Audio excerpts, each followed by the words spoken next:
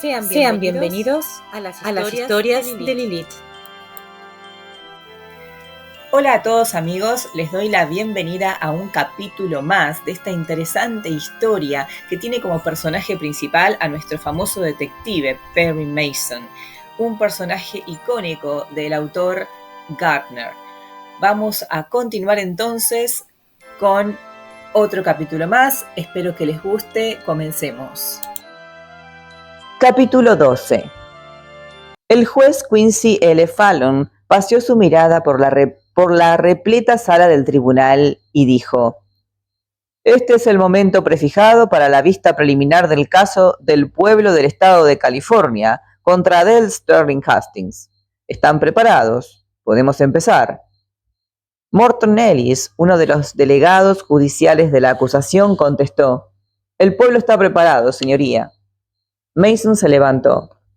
«Con la venia del tribunal también lo está la defensa». «Muy bien», repuso el juez Fallon. «Ahora deseo hacer unas cuantas observaciones antes de dar comienzo al juicio preliminar en este caso. Este tribunal entiende que el litigio se centra en la reclamación del derecho a los bienes de Garvin Hastings. Minerva Shelton Hastings alega tener derecho a ellos por vía testamentaria y Adele Sterling Hastings, la acusada, proclama su condición de viuda. Ambas partes han presentado demandas que serán debidamente consideradas por el tribunal testamentario. Ahora bien, este tribunal no pretende que esta vista del caso criminal degenere en una controversia acerca de quién es la persona con derecho a la herencia o a la administración de la misma. La única cuestión que debe determinarse aquí es si se ha cometido un crimen, y en caso afirmativo, si existe base suficiente para creer que la acusada es culpable de ese crimen. Si lo es, será compelida a comparecer ante un tribunal superior. En caso contrario, será puesta en libertad. Este tribunal estima que puede ser necesario demostrar algunos de los hechos relacionados con las reclamaciones a la herencia, a fin de revelar su motivación y muy posiblemente la parcialidad de los testigos.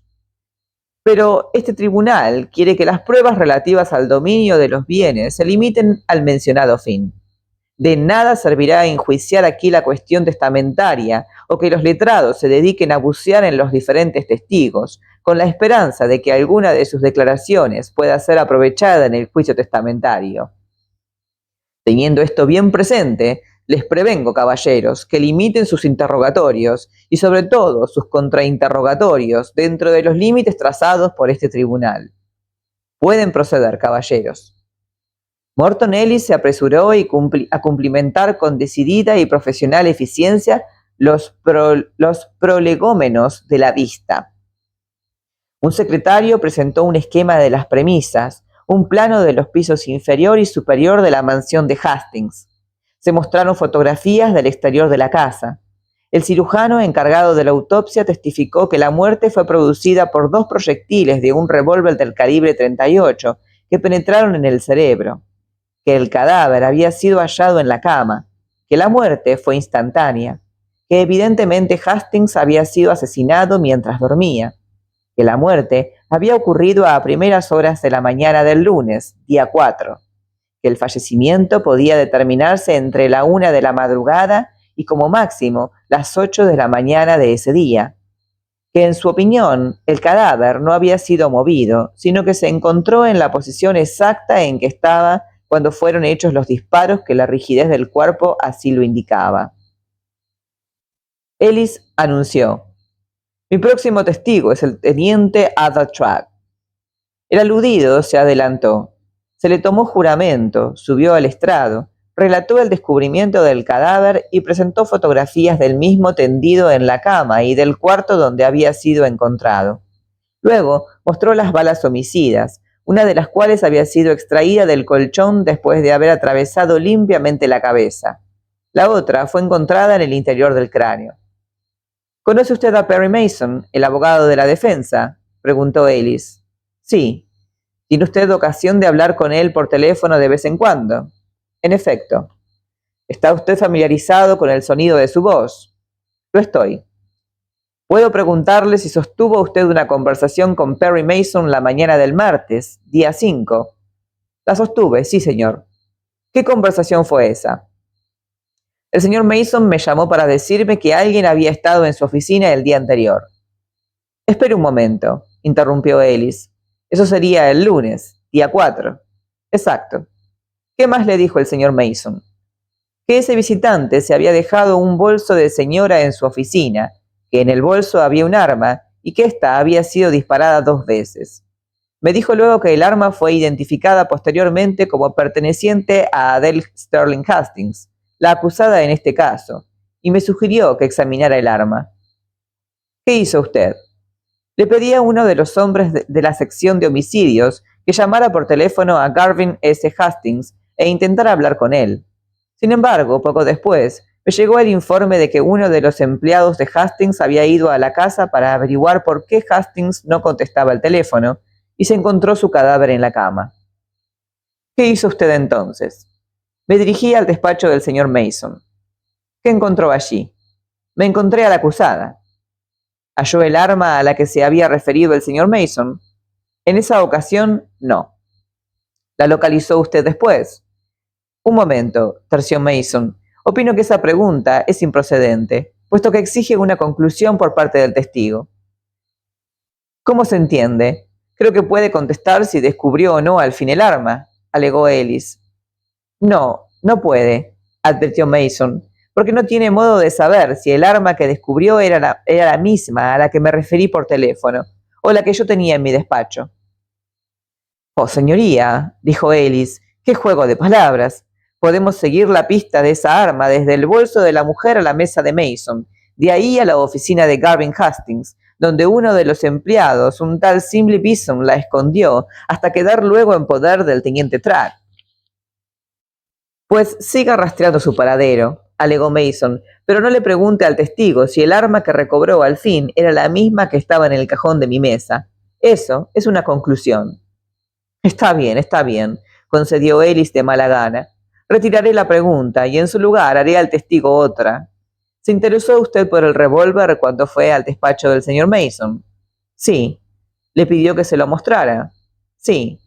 ¿Qué hizo el señor Mason en relación con la petición de usted? Abrió un cajón en el lado derecho de su mesa y pareció en extremo sorprendido cuando vio que estaba vacío. Morton Ellis anunció: Quiero que me diga ahora, teniente Track, si obran en su poder copias certificadas del registro de armas de fuego que demuestran la venta de estas a Garvin S. Hastings. En efecto. ¿Quiere usted enseñarme, por favor, esas copias? Track le entregó 2 hojas de papel. ¿Qué demuestran estos documentos, teniente?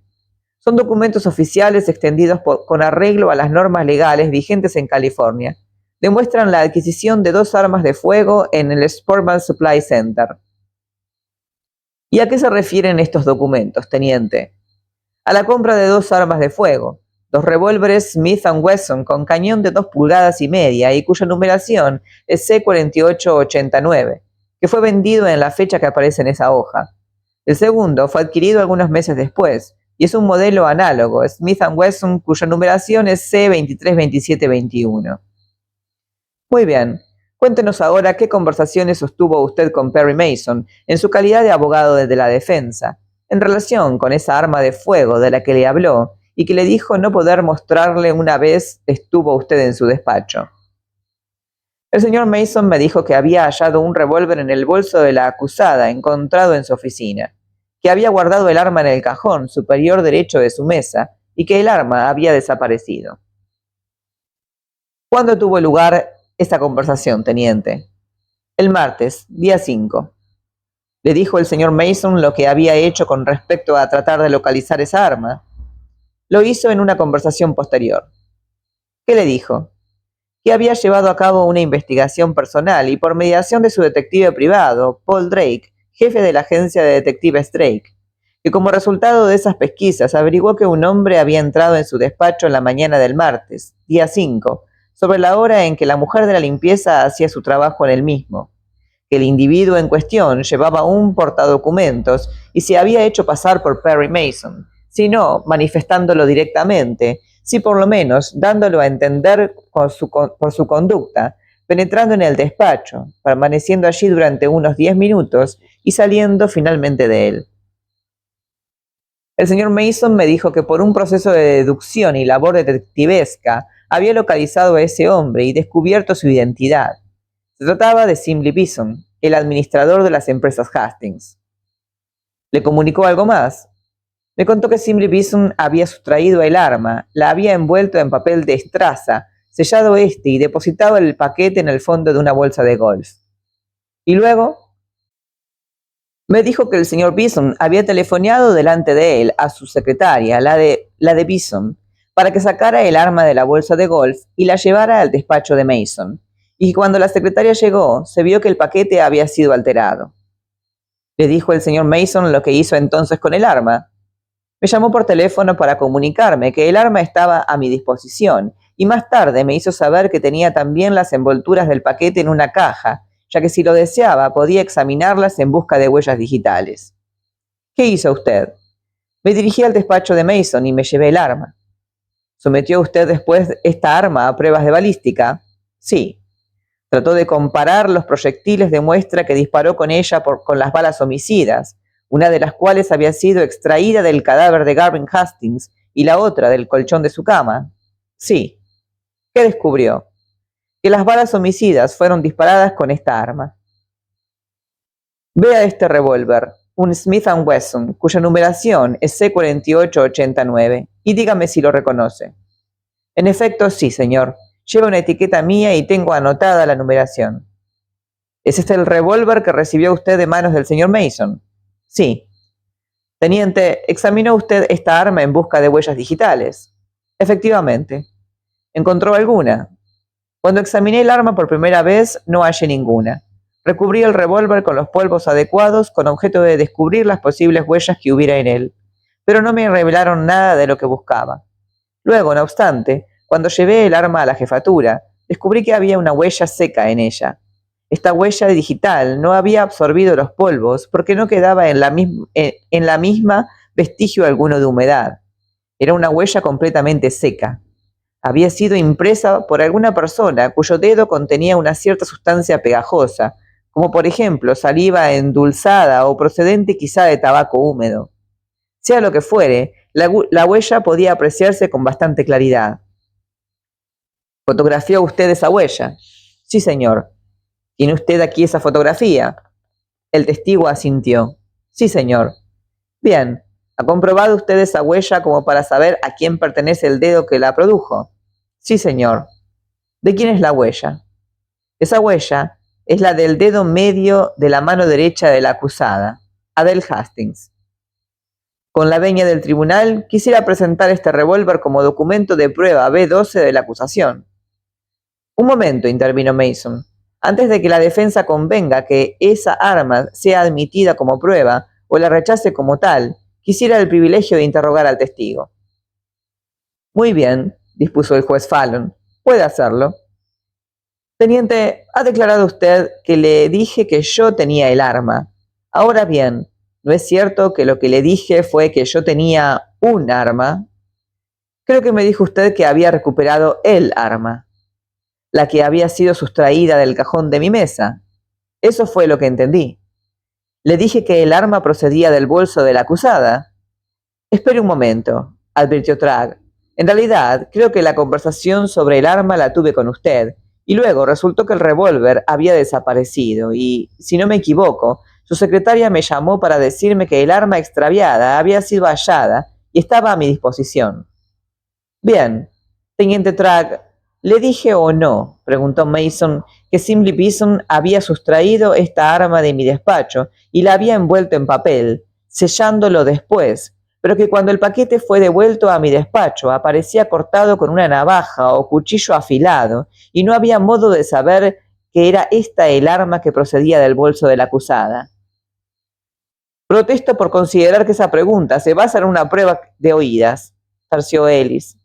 Mason repuso, no hay aquí prueba de oídas. El teniente Tragg ha testificado de acuerdo con lo que yo le dije. No es mi intención poner a prueba su memoria contrainterrogándole sobre toda la conversación. Se desestima la protesta. Conteste la pregunta, ordenó el juez Fallon. Sí, fue la respuesta de Tragg. Pues, concluyó Mason, si lo que le dije es correcto, No hay modo de demostrar que esta arma es la que saqué del bolso de la acusada o la que Shirley Beeson sustrajo de mi despacho. Protesto por esa argumentación que exige una conclusión por parte del testigo, adujo Ellis. Se admite la protesta, dictó el juez Fallon. Mason sonrió. Teniente Track prosiguió. ¿Ha identificado usted esta arma como el arma de la que se dispararon las balas homicidas? Sí, señor. ¿Sabe usted, por lo tanto, que es el arma con la que se cometió el asesinato? Sí, señor. No ha visto nunca esa arma en poder de la acusada, ¿verdad? Desde luego que no, no, señor. Exacto. Y por lo que le dije en la conversación de la que ha atestiguado, no puede jurar que después de que Shirley Beeson sustrajo esa arma, la envolvió y la metió en la bolsa de golf, alguien no cogiese el paquete, cortara el papel, desenvolviera el arma, envolviera otra en el mismo y volviese a depositarla en el fondo de la bolsa de golf. ¿No es cierto? La misma protesta, terció Ellis. Con la venia del tribunal, replicó Mason. Creo que no se trata de la misma pregunta. Estoy preguntando ahora al testigo si, como resultado de la conversación que sostuvo conmigo, puede relacionar esa arma concretamente con la acusada. Se desestima la protesta, dispuso el juez Fallon. Creo que esta pregunta es contrainterrogatorio legítimo relativo a la conversación que el testigo sostuvo con Perry Mason. No, señor, respondió el teniente Track. Por lo que usted me dijo, no puedo jurar que esta arma no hubiese sido sustituida después de que Shirley Beeson la sustrajo. No puedo jurar que el arma que usted me dio fuese la que usted sacó del bolso de la mujer, ni tampoco puedo jurar por la conversación mantenida con usted que esta arma concreta se relacionase con la acusada. Es decir, entiéndame, señor Mason, por la conversación sostenida con usted, por lo que usted me dijo. Sin embargo, sí puedo jurar por una huella digital que esta arma fue tocada por la acusada en un momento en que ésta llevaba alguna sustancia extraña y pegajosa en el dedo medio de su mano derecha. Perfectamente, señaló Mason. Esa sustancia podía haber contenido azúcar. Sí, señor. Azúcar, pintura para las uñas, pegamento, cualquiera de entre una docena de cosas. ¿Estaba seca? Sí, señor. Y dejó una huella a la que los polvos corrientes no se adhirieron. En efecto, señor. Y sin embargo, la huella existía. Sí, señor. Por lo general, las huellas que contienen humedad y materia sebácea retienen su humedad solo durante un relativamente corto periodo de tiempo. ¿No es así?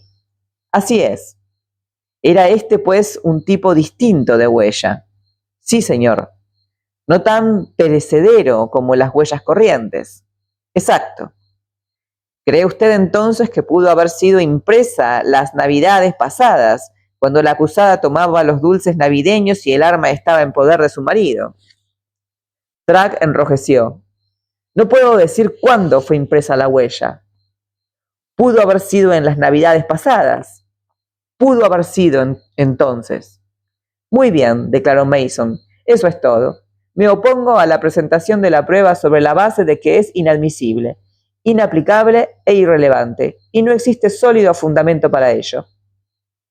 El juez Fallon anunció: existe sólido fundamento para identificar esta arma como la del crimen y puede, pues, ser admitida como prueba en calidad de tal. Ellis dijo: pido que se retire el teniente Track y ocupe su lugar Shirley Beeson.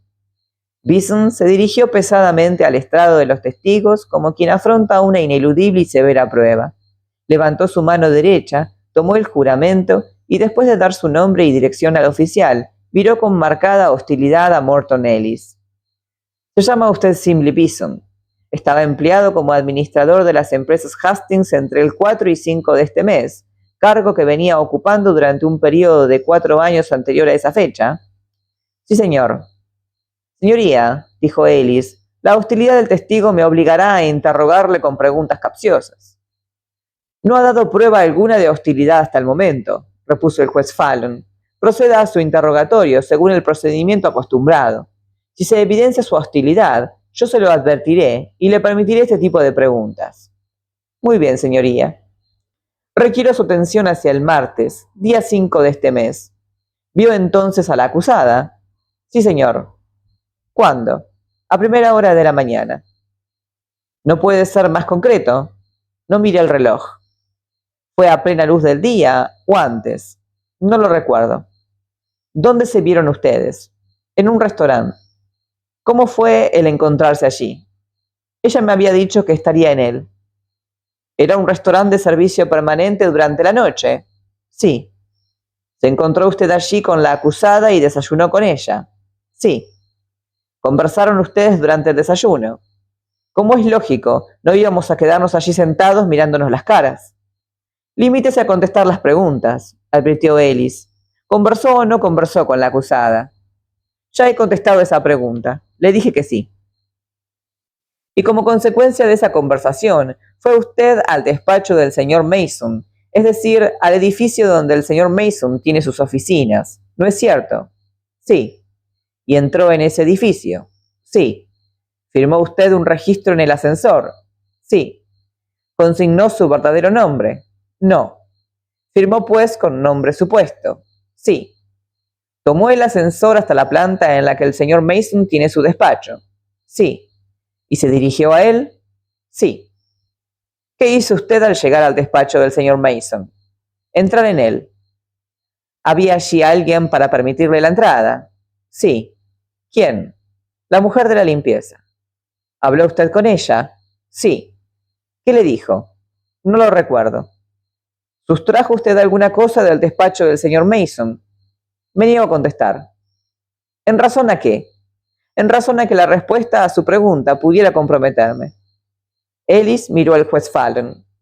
Está bien, dijo éste. La actitud del testigo es evidentemente hostil. Puede usted hacer uso de preguntas capciosas, aunque ya ha venido haciéndolo sin objeción por parte de la defensa. Proceda. ¿Sustrajo usted un arma del despacho del señor Mason?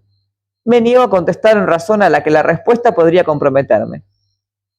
Más tarde, en el despacho del señor Mason y en presencia de él, ¿telefonió usted a su secretaria a las empresas Hastings?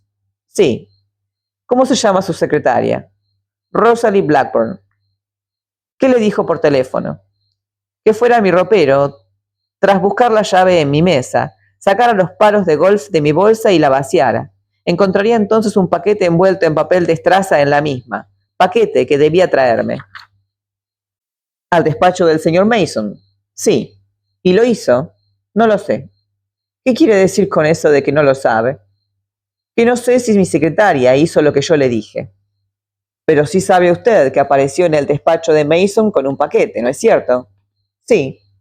El mismo paquete que usted había metido en la bolsa de golf. No lo sé.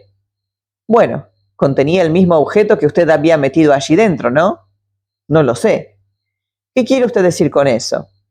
Que no tuve medio de identificar el objeto que estaba allí dentro. Ese objeto era un arma, ¿no es así?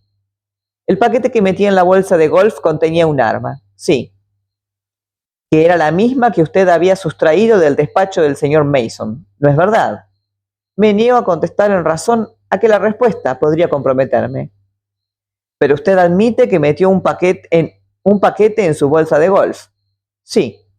Y que ese paquete contenía un arma. Sí. Y que ese paquete fue sacado de la bolsa de golf por su secretaria, ¿no es cierto? Protesto, intervino Mason, por exigir una conclusión por parte del testigo. Se admite la protesta. Pero usted dio instrucciones a su secretaria de que sacara el paquete de la bolsa de golf. Sí. ¿Y se lo llevara al despacho del señor Mason? Sí. ¿Lo hizo ella así? No lo sé. ¿No estaba usted allí? ¿No le entregó su secretaria el paquete? Me entregó un paquete, pero no tengo modo de saber si era el mismo que metía en la bolsa de golf. Quiero añadir, a modo de explicación, que yo me había apresurado a identificar el contenido de ese paquete, sellando cuidadosamente el papel y fijando una etiqueta en él por la que se consignaba el contenido del mismo. Cuando se me entregó los sellos habían sido cortados y el paquete abierto. No tengo pues medio de saber si el contenido del paquete había sido sustituido. El objeto que usted puso en el paquete era un arma, ¿no es cierto? Sí, señor. ¿Fue esa el arma que sustrajo usted del despacho del señor Mason? Me niego a contestar en razón a que el hacerlo puede comprometerme. Está bien, volvamos a su encuentro con la acusada. ¿No es verdad que su incursión al despacho del señor Mason se debió a algo que la acusada le había dicho? El testigo vaciló. Bien, presionó Ellis. ¿No es verdad? Conteste. Me niego a contestar en razón a que el hacerlo puede comprometerme. Con la venia del tribunal, anunció Ellis. Es evidente que el testigo está intentando escudarse tras sus derechos constitucionales y aprovecharse de ellos sin existir razón legal alguna para hacerlo.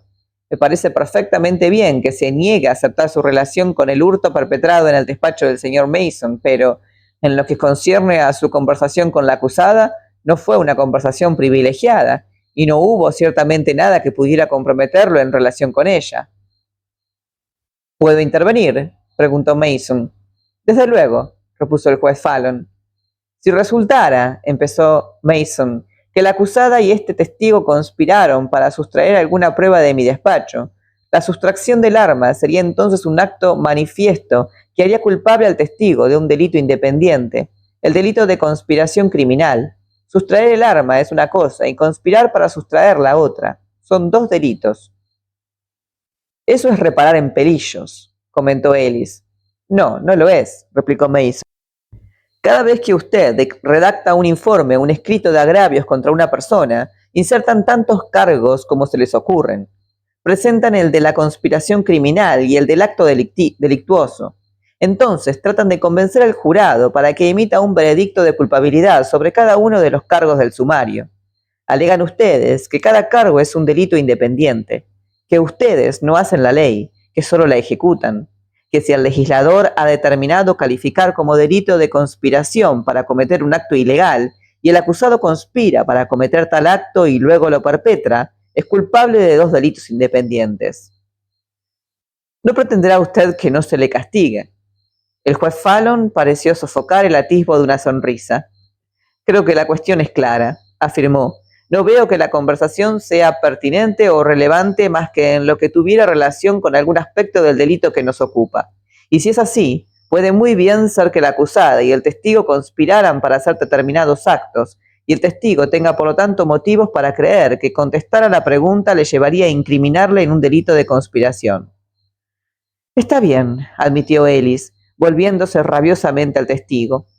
Envolvió usted un arma en papel y la metió en la bolsa de golf. ¿No es verdad? Sí, señor. ¿Había visto usted esa arma con anterioridad? ¿Con anterioridad a qué? Con anterioridad al momento de meterla en la bolsa de golf. Sí, señor. ¿Dónde? Me niego a contestar en razón a que esa pregunta puede comprometerme. ¿La había visto con anterioridad al día 5 del presente mes? No lo sé. ¿Por qué no lo sabe? Porque ignoro si esa fue la misma arma que vi o no. ¿Vio usted un arma parecida? Sí.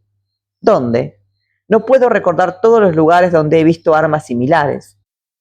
La firma fabrica indudablemente cientos de miles de esos revólveres y los he visto anunciados en muchos establecimientos de artículos deportivos y en otros sitios.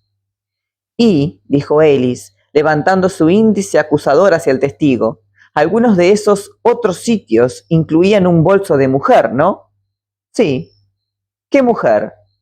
El testigo inclinó la cabeza. La señora Hastings, confesó. ¡Ajaja!, exclamó Ellis. Al fin, tras todo este penoso interrogatorio, admite usted que vio esta arma en el bolso de la acusada. Un momento, con la venia del tribunal, terció Mason. Protesto por los comentarios innecesarios de mi colega y también por su conclusión. El testigo no ha dicho que hubiera visto esta arma en el bolso de la acusada. Morton Ellis replicó. Pudo haber sido la misma arma, por todo lo que él sabe. Y pudo haber sido otra, por todo lo que sabe usted, repuso Mason. Se admite la protesta, dictó el juez Fallon. Muy bien, admitió Morton Ellis. Enfoquemos la cuestión de otro modo. ¿Se le hizo a usted alguna declaración relativa al lugar de procedencia del arma? Sí, señor. ¿Qué declaración fue esa? La señora Hastings dijo que su marido se la había dado y le aconsejó que la guardara en su bolso. Creía que las mujeres debían tener algún medio de protección cuando salían solas de noche. Si tenía un pinchazo o avería de alguna clase en el coche, podía verse por completo indefensa detenida junto a la cuneta. «Eso es todo», anunció Morton Ellis con aire triunfal. «Un momento», objetó Mason. «Tengo 2 o 3 preguntas que hacer al testigo. ¿Ha dicho usted que vio tal arma en el bolso de la señora Hastings?» «Sí, señor. Y que la señora Hastings le dijo que su marido se la había dado para protegerse cuando conducía de noche». «Sí, señor». «¿Le dijo algo acerca de si la llevaba a menudo?» «Bueno, no expresamente, pero deduje que la llevaba con mucha frecuencia en su bolso». El juez Fallon miró a Ellis. «No hay duda de que eso es una conclusión. ¿Va la acusación a rebatirla?» Ellis sonrió y dijo: «La acusación no desea rebatirla, señoría. Que el abogado de la defensa prosiga su contrainterrogatorio. Tal vez sea contraproducente para su cliente, pero la acusación no quiere ciertamente detenerlo en modo alguno». «No hay necesidad de hacer semejante comentario», reprobó el juez Fallon. «Este tribunal se limitó a llamar la atención de la acusación sobre el hecho de que el testigo había llegado a una evidente conclusión. Y la acusación no tiene el menor deseo de protestar contra este tipo de testimonios», explicó Ellis. Mason se volvió al testigo. «Dedujo usted por la conversación que sostuvo que esa arma se la había dado a la señora Hastings, que era de su propiedad». «Sí, señor». «Y que la llevaba consigo». «Sí, señor».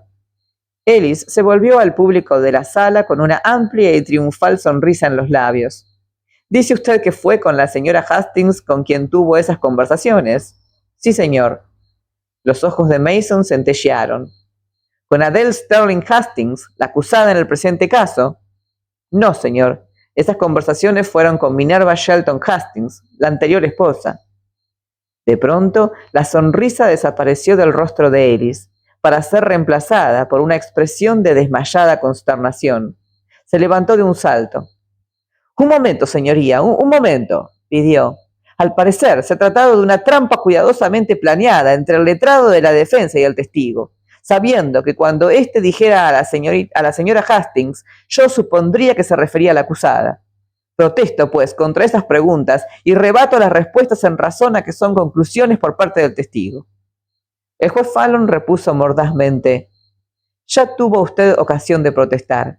Este tribunal advirtió el modo en que el testigo se refería, no a la acusada, sino a la señora Hastings, y sabiendo que había 2 señoras Hastings, este tribunal siguió con sumo cuidado el interrogatorio. El testigo se guardó mucho de mencionar una sola vez a la acusada, sino que se refirió simplemente a la señora Hastings». «Fue una trampa deliberadamente preparada», alegó Ellis. «No sé de ninguna ley», replicó el juez Fallon, «que impida al abogado de la defensa tender trampas a lo largo del camino que espera que siga su adversario. Me temo, señor delegado del fiscal del distrito, que tendrá usted que echar mano de sus propias trampas. En vista del hecho de que había 2 señoras Hastings, el tribunal se percató de la peculiar índole de la respuesta del testigo y se extrañó de que no intentara usted pedir al testigo que especificara a qué señora Hastings se estaba refiriendo. La respuesta tendrá validez». «¿Tiene alguna pregunta más que hacer al testigo, señor Mason?» «No, señoría. He terminado mi contrainterrogatorio». Bison hizo intención de abandonar el estrado. Un momento», objetó Ellis. «Yo sí tengo un par de preguntas que hacerle». Bison volvió a tomar asiento. «¿Discutió usted su declaración con el señor Mason antes de venir a la sala?», inquirió Ellis. «Sí, señor». «Y le dijo el señor Mason que probablemente se le preguntaría a usted si había visto alguna vez un arma de aspecto similar al de la que ha sido presentada en este caso como arma del crimen?» «Sí, señor». «¿Le dijo asimismo el señor Mason que había visto usted tal arma en poder de Minerva Hastings?» «Sí, señor». ¿No le dijo el señor Mason que si tenía usted ocasión, declarara que había visto tal arma en poder de la señora Hastings, sin mencionar, no obstante, que se trataba de Minerva Hastings?» «Algo me comunicó al respecto, sí». «Pues bien», concluyó Ellis, sonriendo triunfalmente, ¿vio usted alguna vez un arma similar en poder de la acusada, Adele Sterling Hastings? Responda sí o no». «Sí». «¿Estaba en su bolso?» «Sí». Ellis se volvió de nuevo al público de la sala con sonrisa triunfal y anunció: «Eso es todo». Bison empezó otra vez a abandonar el estrado. «Un momento», intervino Mason. «He de someterle a un segundo interrogatorio de repreguntas». ¿Vio usted un arma en ese bolso? ¿La vio usted más de una vez? Sí, en otra ocasión. ¿Cuándo? No puedo recordar la fecha exacta. Mason continuó. Luego vio usted dos armas en su poder.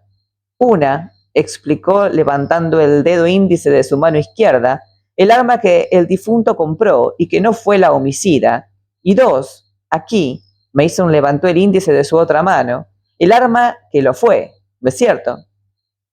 Un momento, dijo Ellis. Protesto contra esa pregunta en razón a que exige una conclusión por parte del testigo. No veo cómo pueda exigir ninguna conclusión, repuso Mason. El testigo no puede decir si había dos armas, adujo Ellis, a menos que comparara sus numeraciones. Es incapaz de saber de qué arma fue.